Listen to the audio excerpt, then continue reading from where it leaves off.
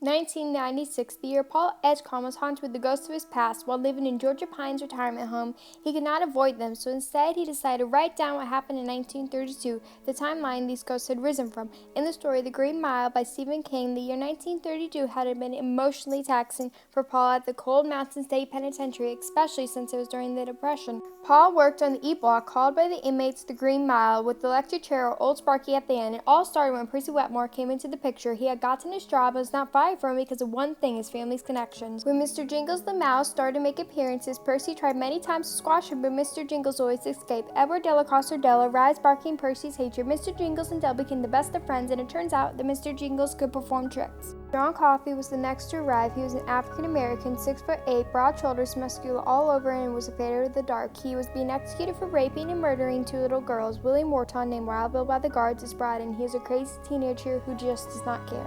The day that Dell was going to be taken to Old Sparky was the day that Percy pounced and squashed Mr. Jingles. In a plot twist, John heals the mouse from the brink of death in front of everyone except Percy. John had sucked out all the darkness, better yet injustice of the world in that mouse, and then coughed it up in the form of black maggots. Percy sabotaged Dell's execution. He did not wet the sponge that conducted electricity, which had made Dell suffer and burned him alive. John is taken to the warden's wife to heal her from a brain tumor. John heals her, but this time he does not cough off the injustice, he holds it in. When they arrive back at the Green Mile, John forces all of the maggots into Percy. The injustice makes Percy brain dead after it composes him to kill Wild Bill. Even though John Coffey is innocent, he still walks down the Green Mile all the way up to Old Sparky. When Paul tried to put the mask on, John said, "Please don't put me in the dark.